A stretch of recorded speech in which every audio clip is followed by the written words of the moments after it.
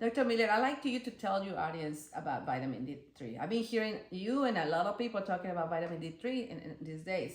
So please explain us a little bit more what is that has to do with our health and how good our body is for us.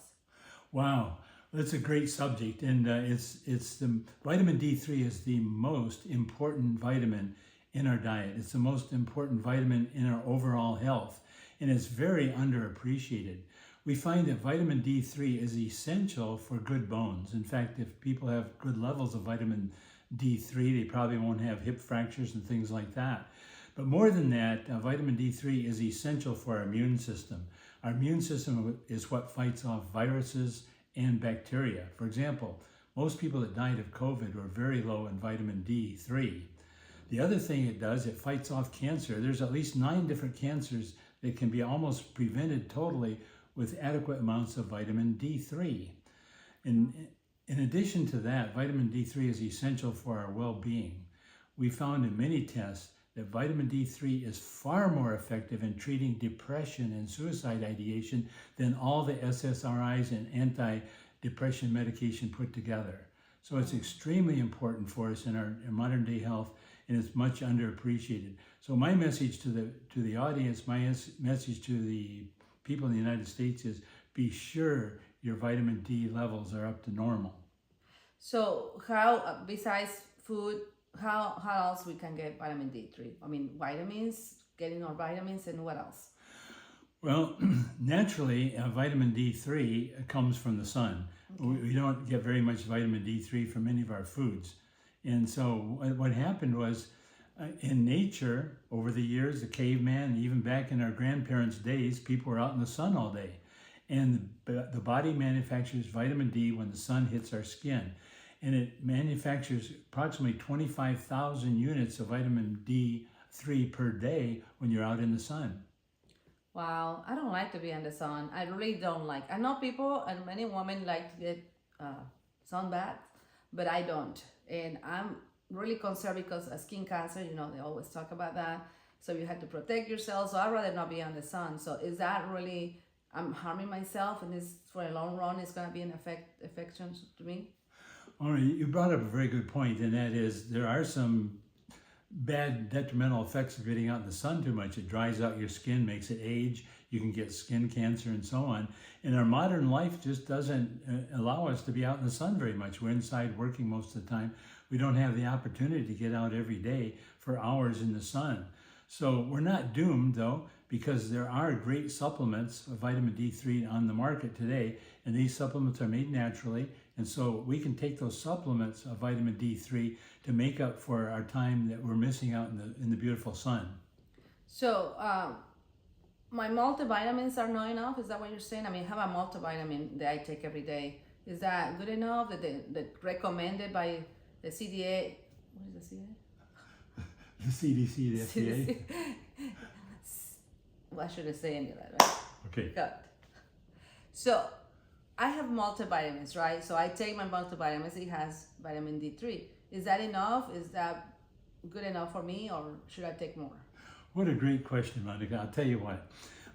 Over the years, the CDC, the FDA have totally missed the mark on what is the normal level of vitamin D3. In fact, they warned people about taking too much, and they would get vitamin D-osis or toxicity from vitamin D3.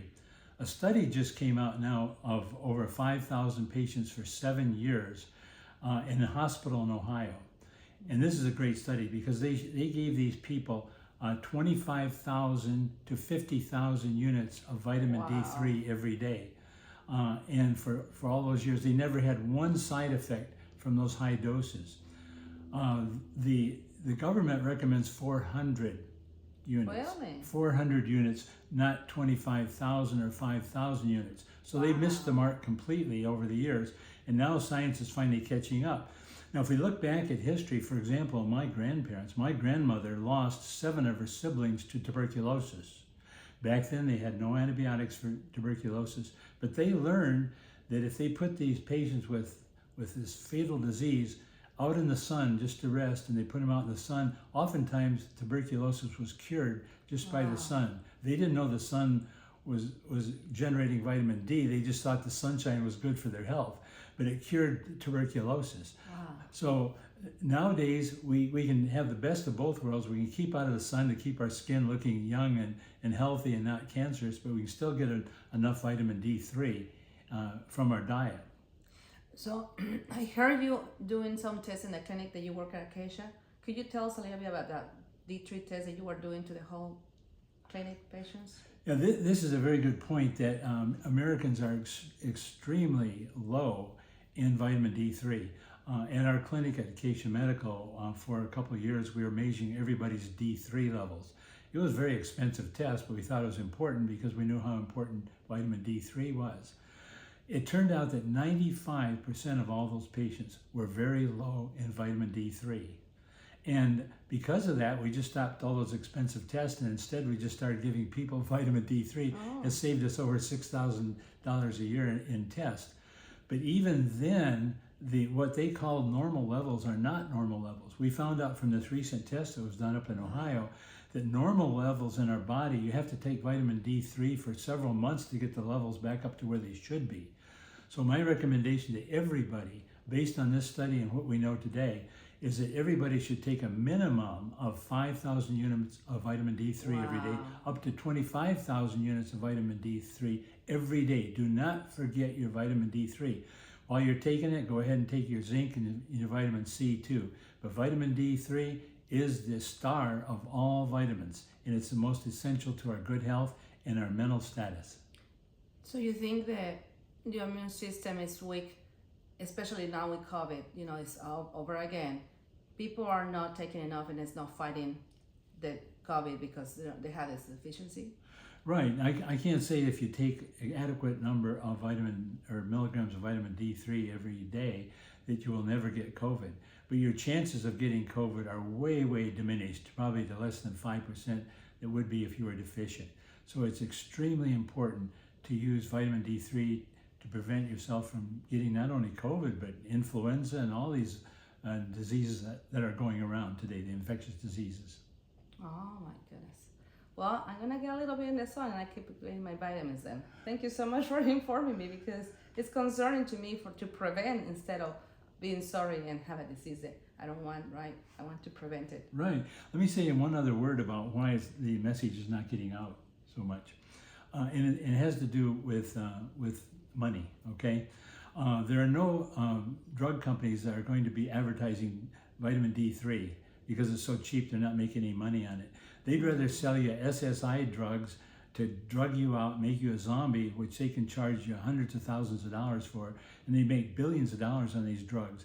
Whereas vitamin D3 is almost free and it would prevent that. So we're having to fight Big Pharma on this because they're going to try to discredit any great studies that are done on vitamin D3 in favor of studies of using their toxic drugs instead. So keep that in mind. Don't let the Big Pharma fool you.